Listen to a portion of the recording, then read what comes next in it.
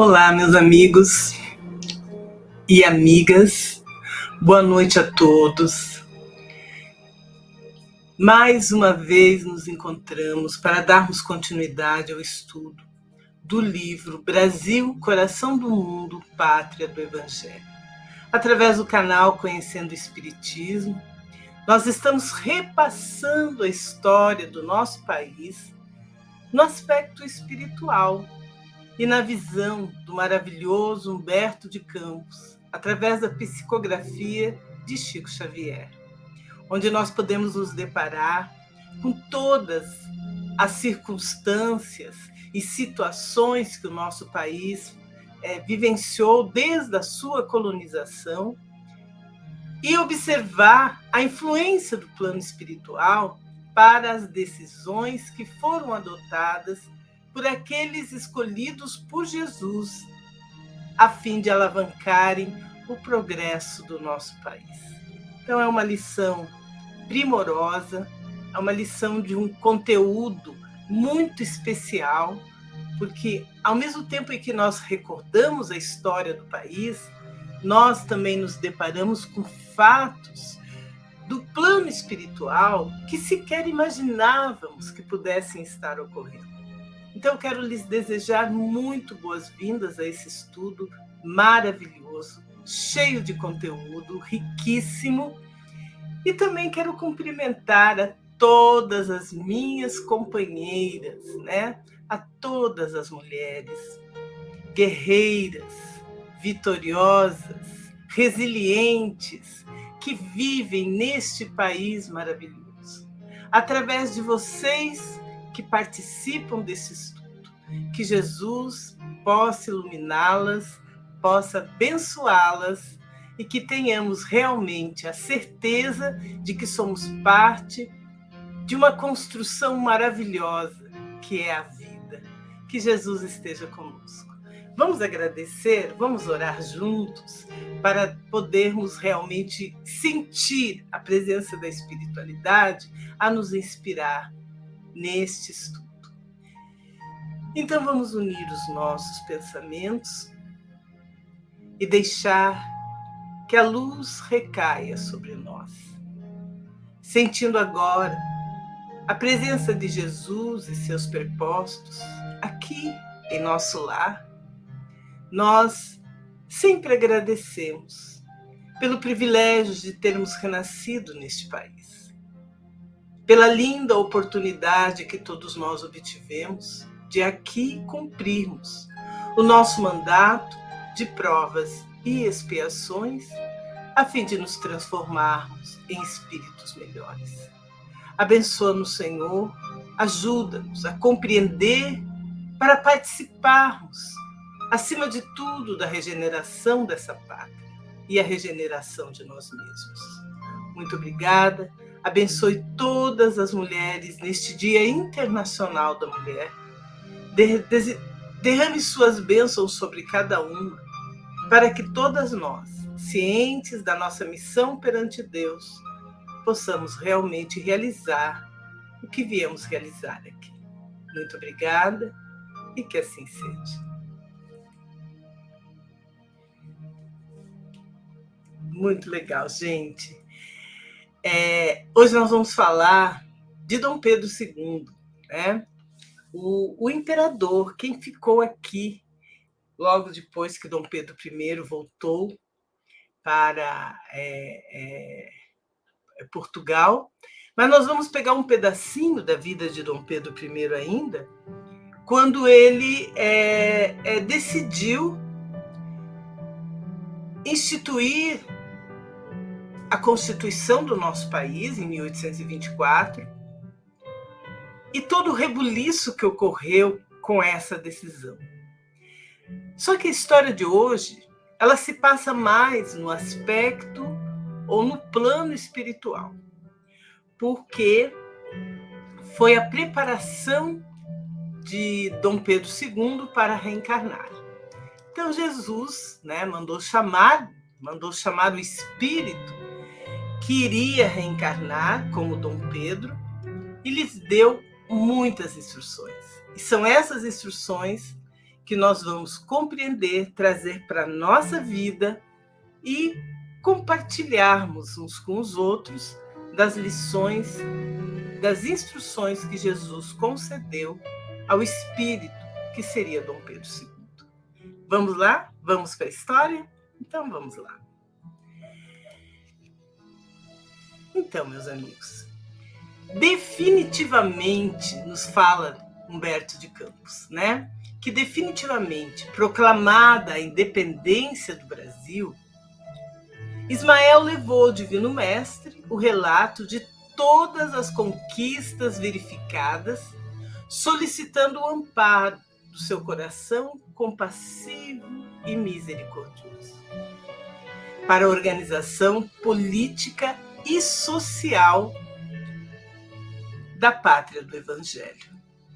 Então, nós vimos semana passada, nós vimos como é que ocorreu, né, todo o processo de independência do nosso país.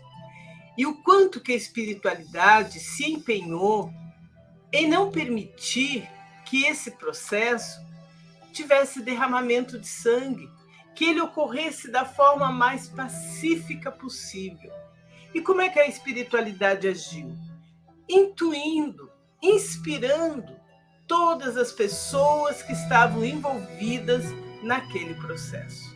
E que culminou às margens do rio Ipiranga, quando Dom Pedro I diz independência ou morte. Né? Então houve uma aceitação da parte de todos os que estavam envolvidos, tanto os que estavam a favor como os que estavam contra. E depois disso, haveria necessidade de se organizar politicamente, política e socialmente, né, a nossa pátria, aquele país que havia se liberado, enfim, do jugo dos portugueses, da colônia portuguesa. Tá? Então, isso ocorreu nos primeiros meses de 1824, encontrando-se a emancipação do nosso país mais ou menos consolidada perante a metrópole portuguesa, né? Como se Portugal já estivesse começando a reconhecer isso. E as últimas tropas reacionárias já haviam se recolhido a Lisboa, sob a pressão da esquadra brasileira, principalmente nas águas baianas, onde houve toda aquela revolução. Tá? E nos diz o querido Humberto de Campos que no Rio de Janeiro transbordavam esperanças em todos os corações. Mas os estadistas, eles topavam com dificuldades para a organização estatal da Terra do Cruzeiro. Então precisávamos de uma nova forma de administração política, né, e social, porque o Brasil não era mais colônia, ele estava independente. Então a Constituição, depois de calorosos debates e dos famosos incidentes dos Andradas, que haviam terminado com a dissolução da Assembleia Constituinte e com o exílio desses notáveis brasileiros, ela só foi aclamada e jurada justamente naquela época, a 25 de março de 1824, nos narra Humberto de Campos. Nesse dia, findava a mais difícil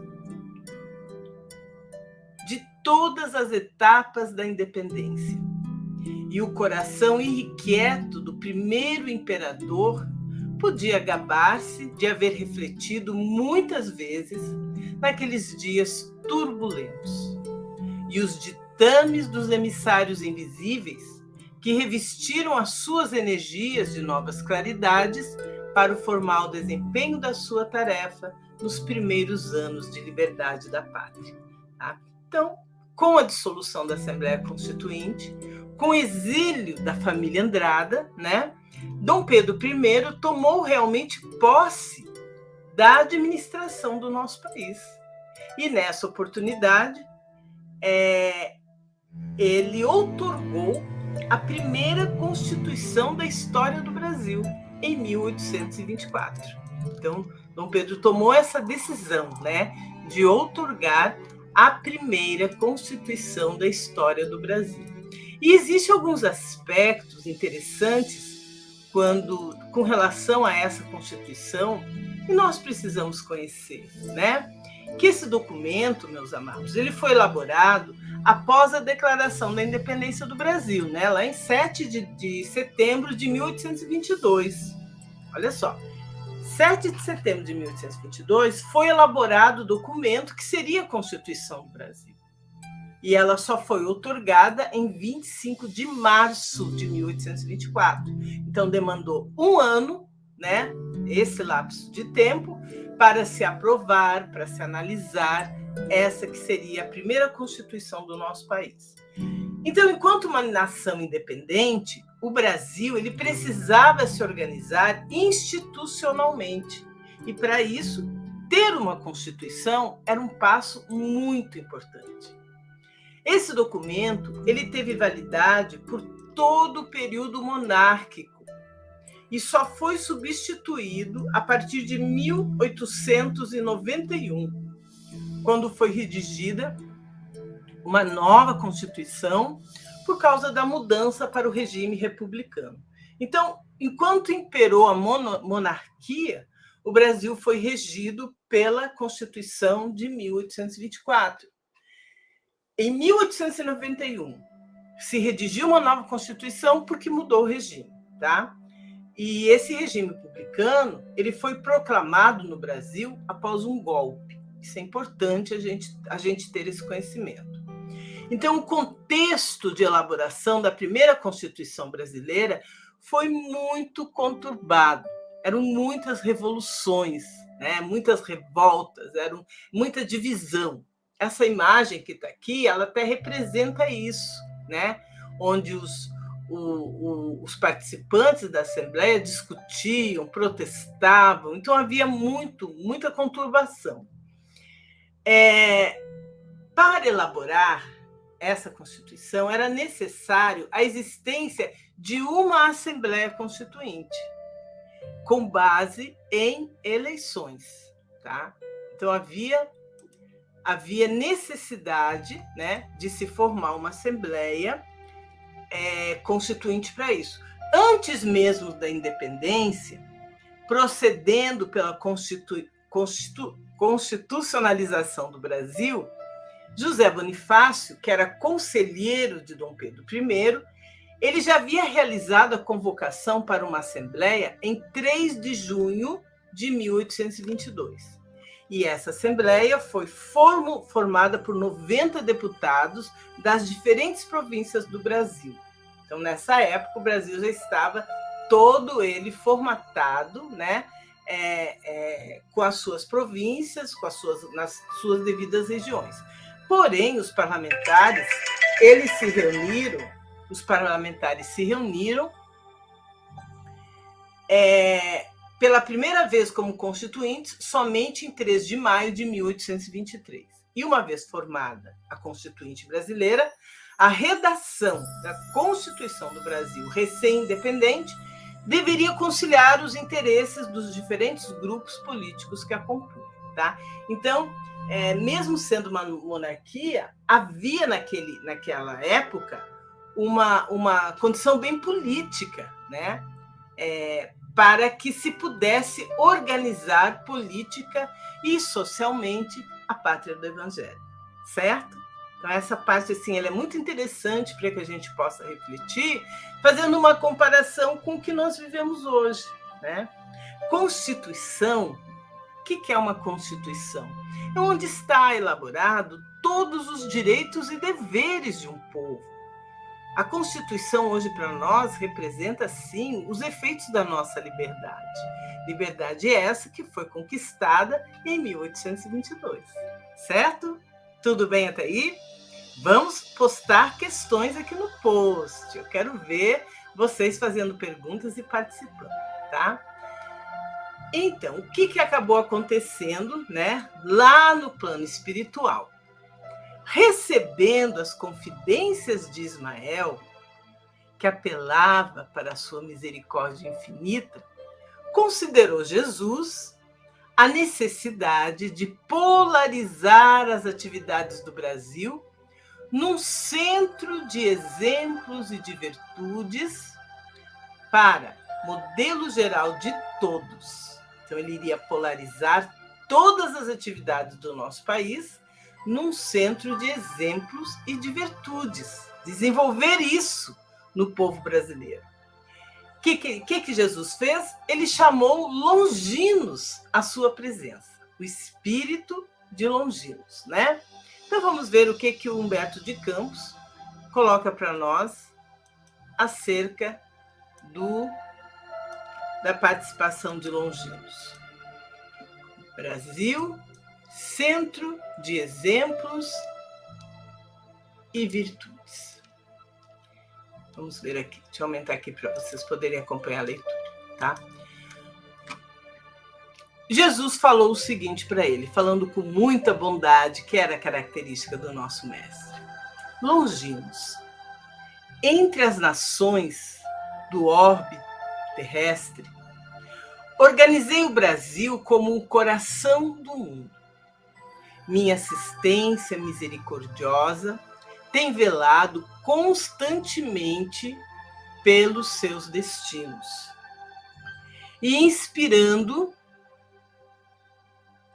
a Ismael e seus companheiros do infinito, consegui evitar que a pilhagem das nações ricas e poderosas fragmentasse o seu vasto território, cuja configuração geográfica representa o órgão do sentimento no planeta. Olha só que lindo. Aí a gente recorda as lições anteriores, né? Então, quando Jesus fala, né, conseguir evitar que a pilhagem das nações ricas e poderosas, quando descobriram que no nosso país tinha ouro, tinha pedras preciosas, né? Tinha toda a riqueza possível, os estrangeiros vieram com sangue nos olhos, né? Eles queriam realmente explorar, eles queriam retirar essa riqueza e conseguiram, levaram muita coisa do nosso país, tá? Mas só que com isso, poderia haver uma disputa entre eles, né? Uma disputa de poder e que poderia acabar fragmentando o nosso território, né? E também a configuração geográfica do nosso país, que representa o órgão do sentimento do planeta. Como assim? Como assim o órgão do sentimento do planeta? Humberto de Campos nos explica isso. Ele coloca como um coração, né? Que deverá pulsar pela paz indestrutível e pela solidariedade coletiva, e cuja evolução terá de dispensar, logicamente, a presença contínua dos meus emissários para a solução dos seus problemas de ordem geral. Então, Jesus não só garantiu a nossa unidade, garantiu os nossos recursos minerais, como garantiu o amparo da espiritualidade, para que a gente realmente pudesse, né, criar um país uno e para atender a sua finalidade. Ok? Aí, Jesus continuou, né, na sua colocação para os Longinos, ele falou assim: bem sabes que os povos têm a sua maioridade, como os indivíduos. E se bem não os percam de vista, os gênios tutelares do mundo espiritual, faz-se mister se lhes outorgue toda a liberdade de ação, a fim de aferirmos o aproveitamento das lições que lhes foram prodigalizadas. E aí ele fez uma pergunta para o Longinos: sente-se o teu coração com a necessária fortaleza para cumprir uma grande missão da pátria do Evangelho? Eu até vou aumentar essa pergunta de Jesus aqui, para que todos vocês possam analisar a profundidade da missão de Longinos, tá? Então Jesus vai e pergunta para ele: sente-se o teu coração com a necessária fortaleza, a necessária força, né? A necessária fortaleza para cumprir uma grande missão na pátria do Evangelho? Gente, nós não conseguimos realmente avaliar o que esse espírito sentiu na hora que ele foi questionado por Jesus. Porque Jesus realmente estava ali convidando a assumir uma responsabilidade. Né? Jesus estava convidando Longinos, escolheu Longinos. Como Jesus escolheu os seus discípulos, ele escolheu Longinos para que Longinos pudesse assumir essa responsabilidade, para que ele pudesse vir aqui para o nosso país e realizar esse trabalho que se fazia necessário. A gente nem imagina o que Longinos explicou para Jesus. A gente não faz ideia do que ele sentiu na hora que ele foi questionado. É toda uma questão de nós nos colocarmos no lugar de Longinos. Mas antes da gente ver a resposta dele, vamos nós refletirmos, cada um de nós, e eu também quero ouvir a opinião de vocês, se fosse você a ser convidado, se Jesus te chamasse para lhe responder essa questão, o que você diria para Jesus? Você se sentiria preparado para cumprir uma grande missão na pátria do Evangelho? E se eu disser que todos nós que aqui habitamos, que estamos situados aqui, ainda que a Terra seja um planeta de provas e expiações, que escolhemos renascer aqui, no Brasil, que é o coração do mundo, a pátria do Evangelho, também fomos convidados a vir para cá, renascer aqui, cumprir uma missão aqui no nosso país? Bem, vamos falar um pouquinho de Longinos, tá? Vamos lembrar quem foi Longinos, tá? Então, é interessante que quando a gente começa a adentrar a vida dele, nós vamos descobrir que o Longinos, ele foi o soldado romano que perfurou Jesus. Seu nome era Longinos, né? E o nome dele é derivado do grego, que significa uma lança. E é referido como tendo sido soldado romano que perfurou Jesus com uma lança, né? Está lá no livro de João, capítulo 19, versículo 34. Ou como o centurião que na crucificação reconheceu Jesus como filho de Deus. Está no livro de Mateus, no livro de Marcos e no livro de Lucas.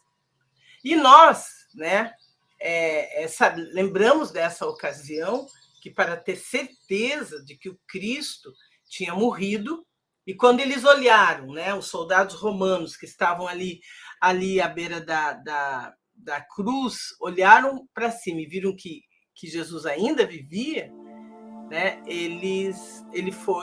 Longinos foi ordenado pelo comandante do pelotão que ele colocasse a lança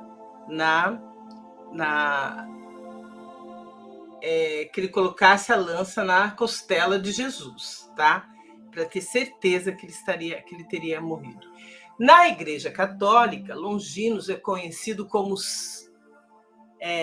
São Longuinho, né? Então todo mundo deve lembrar. Eu lembro na minha infância, quando a gente perdia alguma coisa, mandava a gente rezar para São Longuinho, tá? É o mesmo Longinos que nós estamos falando aqui. Então, durante o percurso do Calvário, Longinos ele escutou alguns homens do Sinédrio comentar que os joelhos de Jesus deveriam ser quebrados, pois as profecias diziam que o Messias não teria nenhum osso quebrado, né? Isso está no livro de Salmo, capítulo 34, versículo 20, e de Êxodo, capítulo 12, versículo 46, lá no Velho Testamento. E também pelo fato que ao pôr do sol iria iniciar-se o Shabá. O que era o Shabá, né? Para que os corpos dos condenados não profanassem o dia santo, assim os seus joelhos deveriam ser quebrados para apressar a morte e para que a profecia não fosse cumprida.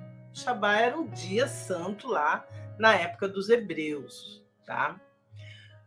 Longinos, escutando tal conversa, ele ficou indignado com tal perversidade articulada contra o homem humilde, já com o corpo abatido e sem ter realizado nenhuma reclamação ou revolta.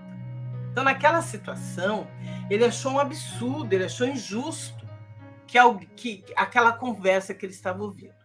Então, no momento de quebrarem os joelhos dos crucificados, vejam que isso era um hábito, era uma cultura da época, né?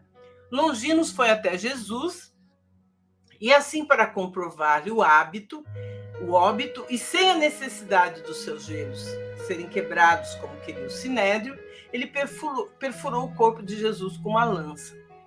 O líquido saído do corpo de Jesus bateu nos olhos de Longino, curando instantaneamente. O que significa isso? O Longino tinha um problema de visão, ele não enxergava direito. Ele não conseguia ver direito as coisas. Então, quando ele perfurou o corpo de Jesus, aquele líquido que saiu curou ele instantaneamente da sua grave doença ocular. E também curou da alma, fez a cura da alma de Longinos, pois atribui-se a ele as palavras de um soldado presente na hora da morte de Jesus. Verdadeiramente este homem era filho de Deus. Depois desse fato, Longinos se converteu e abandonou o exército romano, tá? E depois que ele abandonou o exército romano por causa da sua conversão, ele fugiu para Cesareia. Depois ele foi para Capadócia, na Turquia, na atual Turquia. Só que ele foi descoberto pelo governador da Capadócia e denunciado a Pôncio Pilatos. E aí, no processo, ele foi acusado de desertor e condenado à pena de morte. Se ele renunciasse à sua fé em Jesus Cristo, ele seria perdoado. Mas ele se manteve firme e não renegou Jesus. Por isso foi torturado, teve seus dentes arrancados, sua língua cortada e depois foi decapitado. Essa era a pena para todos os cristãos naquela época, todos os que seguiam Jesus. Então esse é o Longinos, o mesmo Longinos convocado por Jesus para assumir aquela missão de transformar o Brasil num exemplo de virtudes.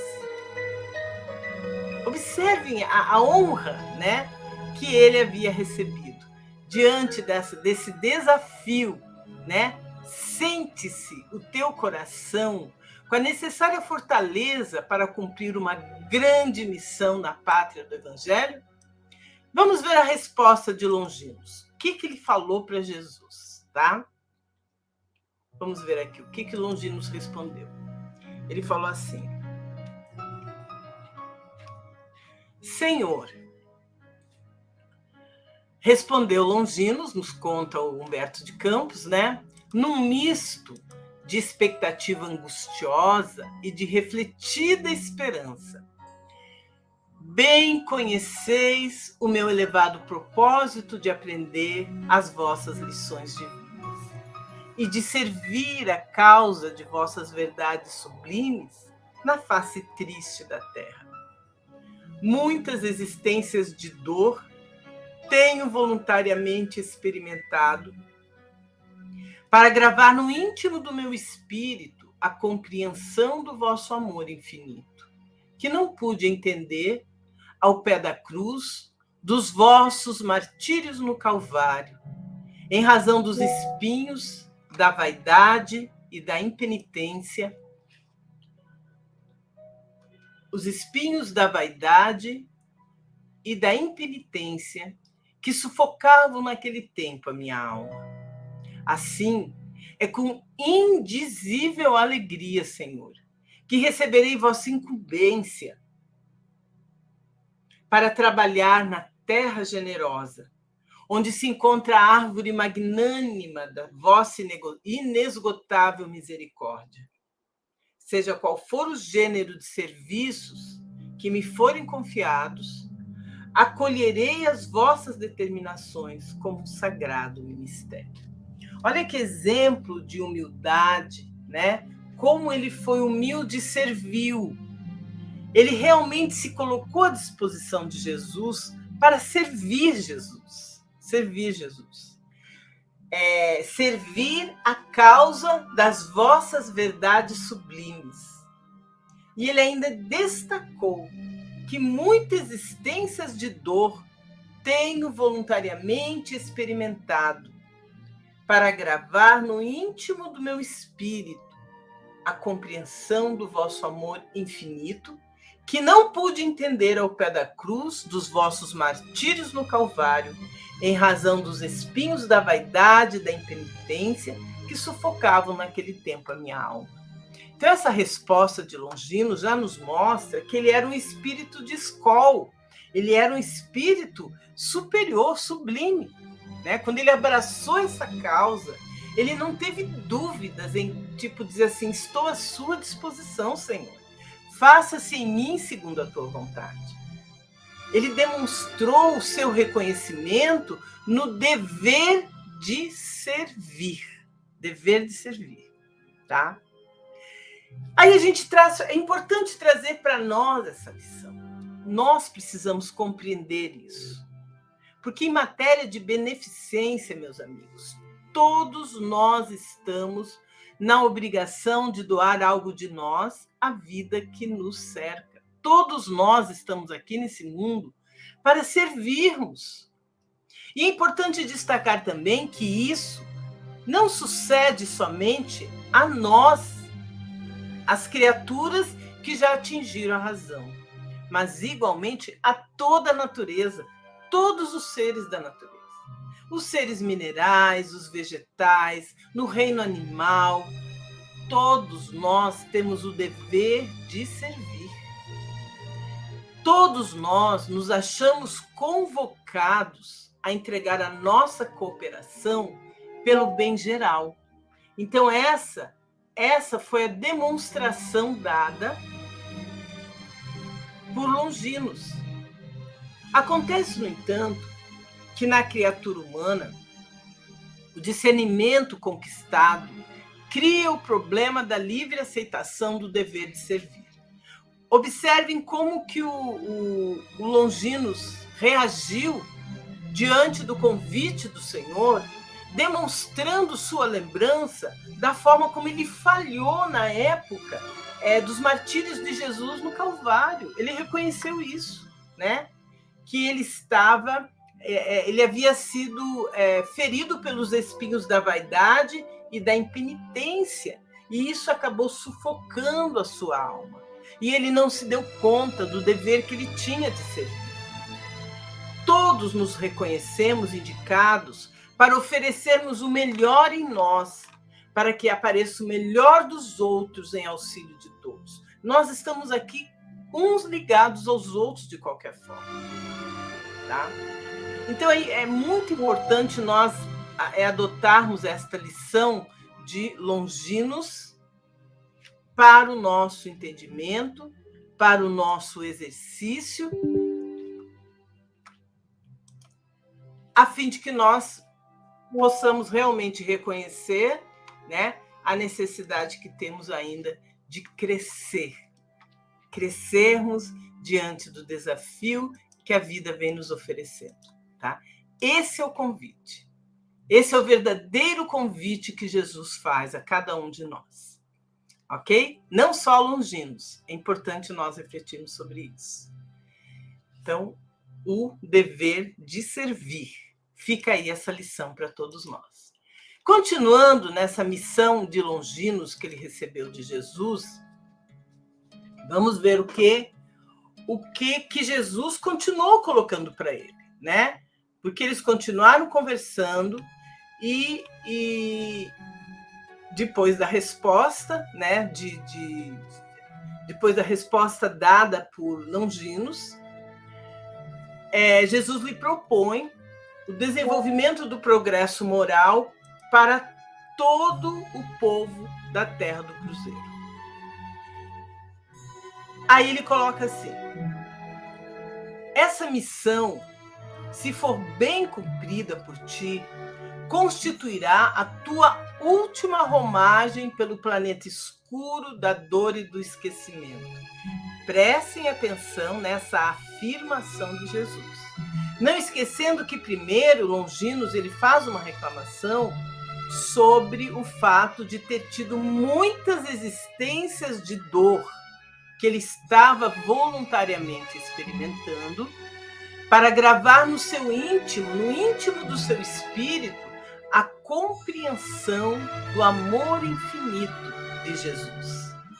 Muitas existências de dor. E Jesus lhe faz uma promessa, né?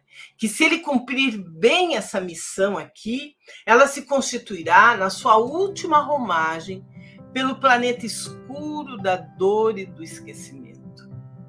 A tua tarefa será daquelas que requerem um máximo de renúncias e devotamentos.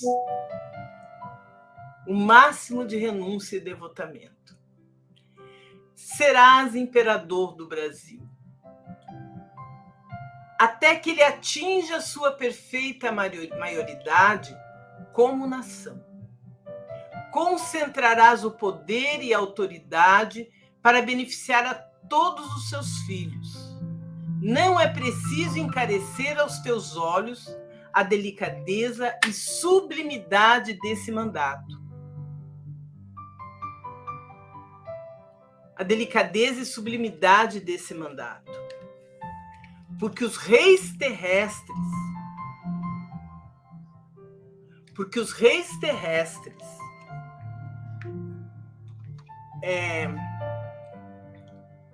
quando bem compenetrados das suas elevadas obrigações diante das leis divinas, sentem nas suas coroas efêmeras um peso maior que o das algemas dos forçados. Então, observem, né, que Jesus ele foi pouco a pouco orientando Longinos sobre a responsabilidade que ele iria assumir aqui no Brasil diante das pessoas, diante do povo, né? Quando ele coloca os reis terrestres, quando bem compenetrados de suas elevadas obrigações diante das leis divinas, sentem nas suas coroas efêmeras um peso maior que o das algemas dos forçados. A autoridade, como a riqueza, é um patrimônio terrível para os espíritos inconscientes dos seus grandes deveres. Dos teus esforços se exigirá mais do meio século de lutas e dedicações permanentes. Inspirarei as tuas atividades, mas considera sempre a responsabilidade que permanecerá nas tuas mãos. Mais uma lição primorosa. E quando nós líamos essa orientação de Jesus, na mesma hora me veio à mente aquela mensagem que consta no Evangelho segundo o Espiritismo, uma instrução dos Espíritos, lá no capítulo 17, item 9, né, do Cardeal Morlot,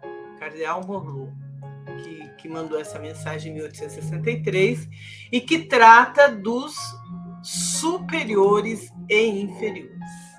Então, tudo que Jesus falou está exatamente de acordo com a instrução desse Espírito, onde ele destaca a questão da autoridade, né? Que a autoridade, tanto quanto a riqueza, é uma delegação de que terá de prestar contas aquele que se achar investido. Então, que é o que Jesus coloca aqui para ele, né? que não tem como ele achar que a sua autoridade, que o seu poder material vai lhe afastar da responsabilidade que ele tem com as pessoas. E ainda fala mais esse espírito. Ele fala assim: quem quer que seja depositário de autoridade, seja qual for a sua extensão, desde a do Senhor sobre o seu servo, até a do soberano sobre o seu povo, não deve olvidar que tem almas a seu cargo, que responderá pela boa ou má diretriz que dê aos seus subordinados, e que sobre ele recairão as faltas que estes cometam, os vícios a que sejam arrastados, em consequência dessa diretriz ou dos maus exemplos, do mesmo modo que colherá os frutos da solicitude que empregar para os conduzir ao bem.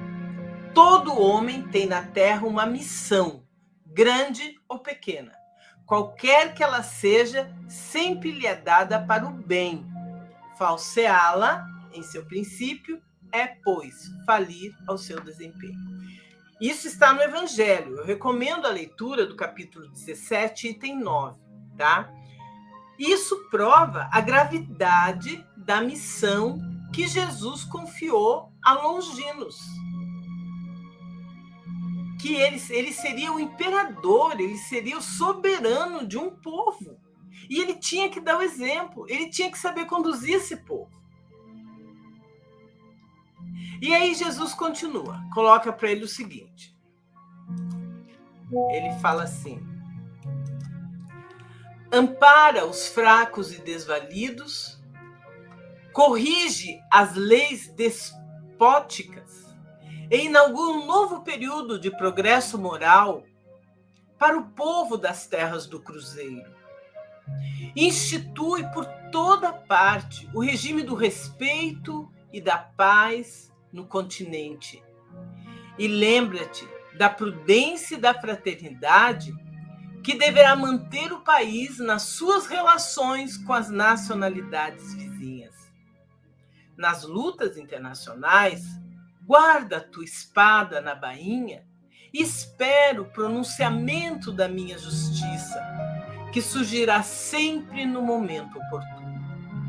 Fisicamente consideradas, todas as nações constituem o patrimônio comum da humanidade. E se algum dia for o Brasil menosprezado, saberei providenciar para que sejam devidamente restabelecidos os princípios da justiça e da fraternidade universal. Fantástico isso. Isso é um roteiro que Jesus passou para Dom Pedro II, como espírito longinos, para governar esse país. E, meus amigos, ele é tão atual, ele é simplesmente tão aplicável aos dias de hoje, que todos os nossos governantes deveriam ler esse livro para poder compreender a nossa realidade. É tão simples. E mais, Jesus se colocou, sim, como protetor do nosso planeta, do nosso país, quando ele fala assim, que inclusive ele coloca sobre as nossas relações com os países vizinhos, como é que nós devemos nos relacionar, né? E ele fala da ameaça que o Brasil pode sofrer de ser menosprezado. E ele diz assim: saberei providenciar para que sejam devidamente restabelecidos os princípios da justiça e da fraternidade universal. O Brasil nunca está desamparado. Nunca estamos desamparados. Nós estamos constantemente sendo assistidos pela espiritualidade amiga.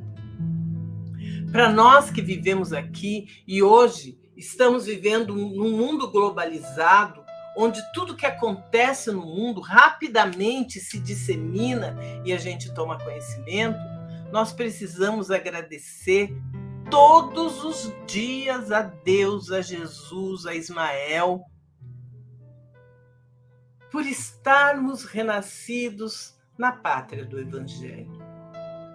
Mesmo há pouco tempo, né? E outros fatores que a história relata, de rebeliões que nós tivemos, protestos que nós tivemos,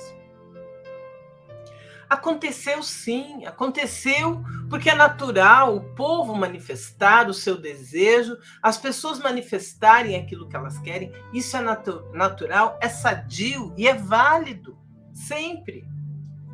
Mas vejam que tudo sempre foi dentro de um limite. Nada extrapolou a condição do brasileiro de ser um povo pacífico, de querer sempre o entendimento. E está aí a prova, né?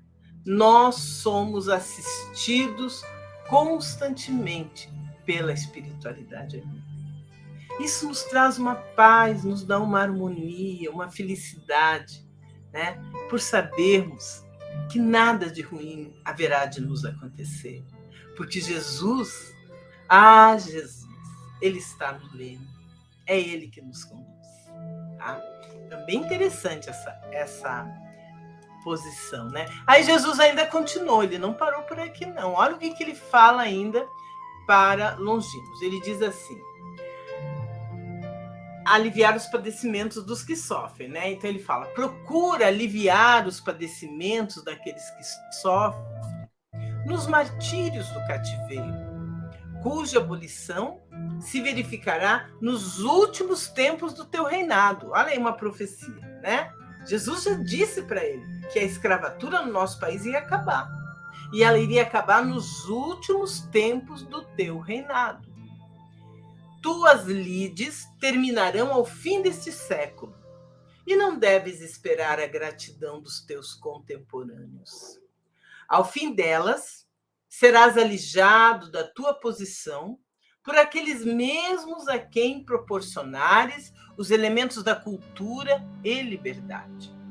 As mãos aduladoras que buscarem a proteção das tuas voltarão aos teus palácios transitórios para assinar o decreto da tua expulsão do solo abençoado, onde semearás o respeito e a honra, o amor e o dever, com as lágrimas redentoras dos teus sacrifícios. Então, meus amados, Jesus não enganou Longinos. Jesus não pintou um quadro bonito para ele diante de missão tão importante. Jesus apenas disse a ele, lembra que Jesus colocou? Essa poderá ser a tua última reencarnação, se cumprires exatamente o que eu estou te orientando. Jesus não prometeu alívio para as suas provações. Muito pelo contrário. Ele seria enganado, ele seria desprezado, né?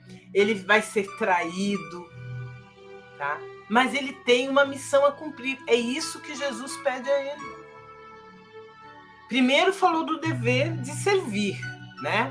E ele se colocou à disposição reconhecendo essa necessidade.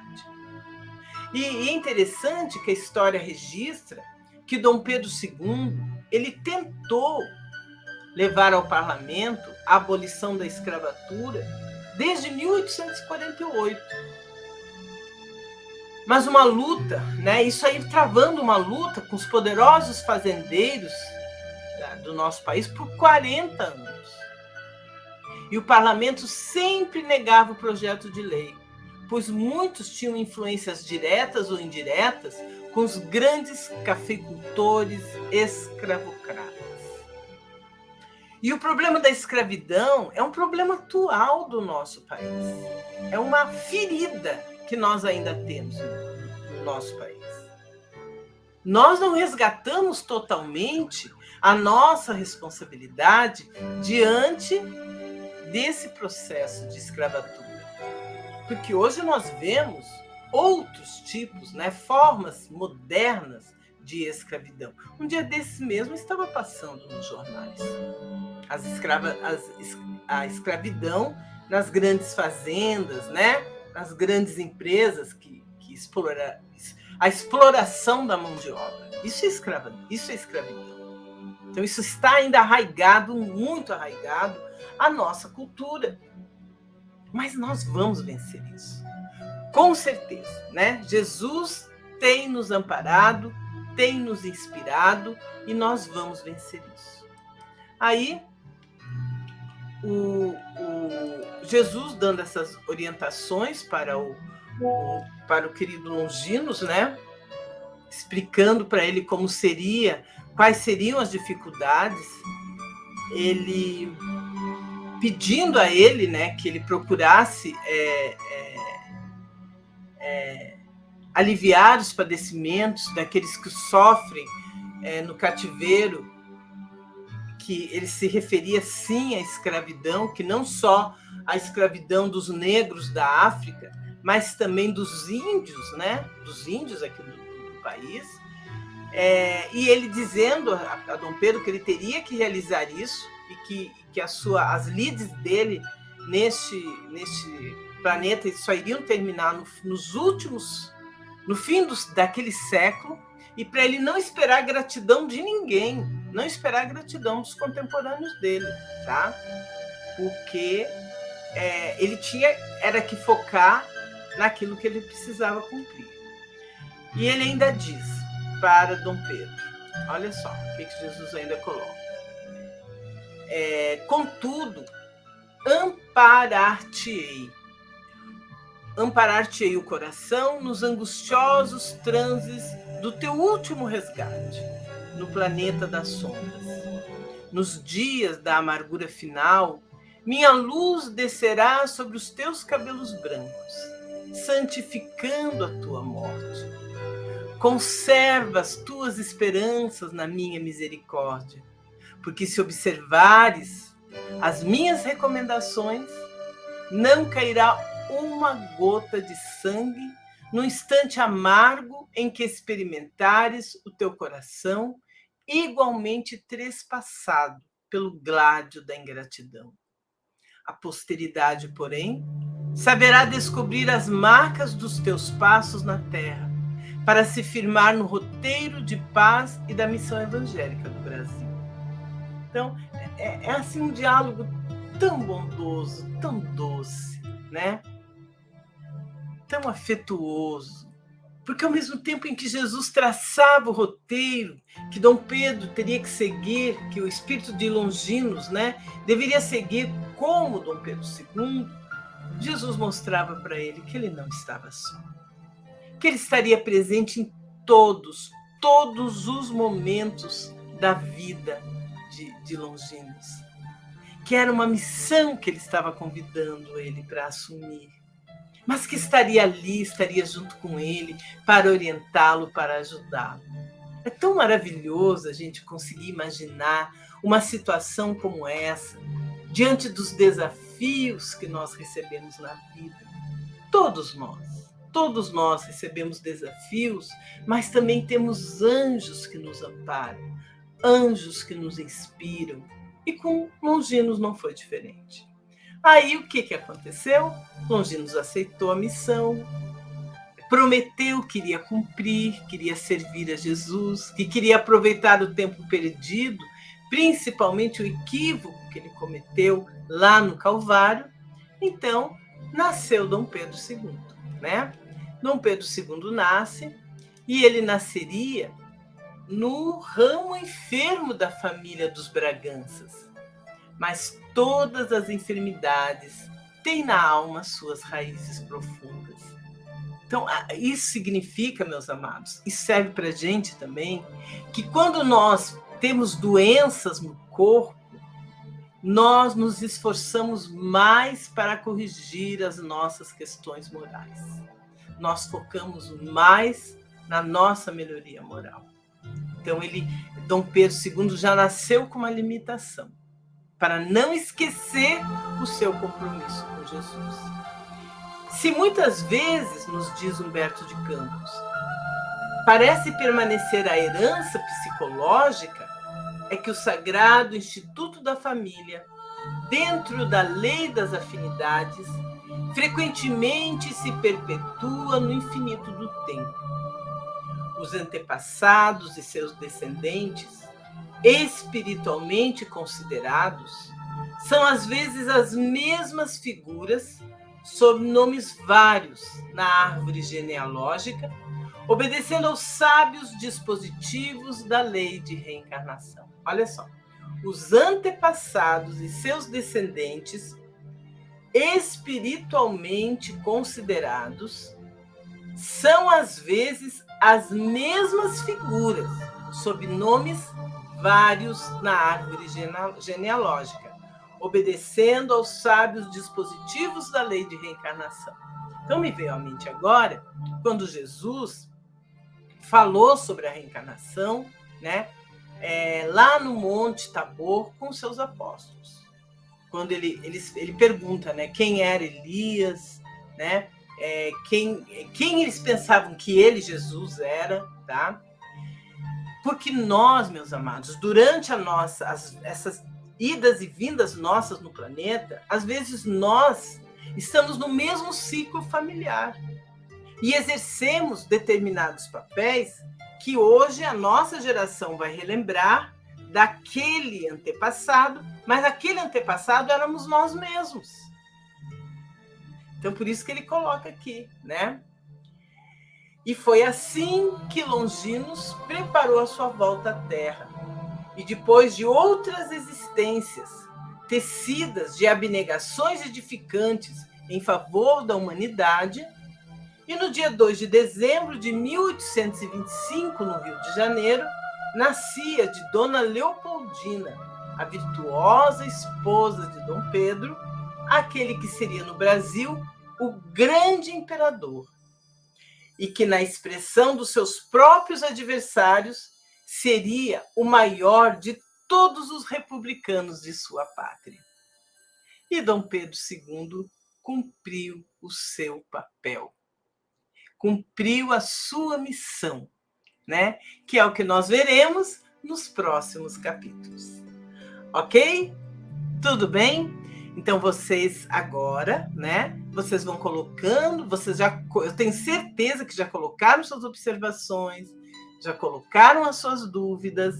Aí na outra quarta nós vamos falar somente sobre esse aspecto espiritual da missão de Dom Pedro. E vamos tirar as dúvidas que porventura vocês tenham.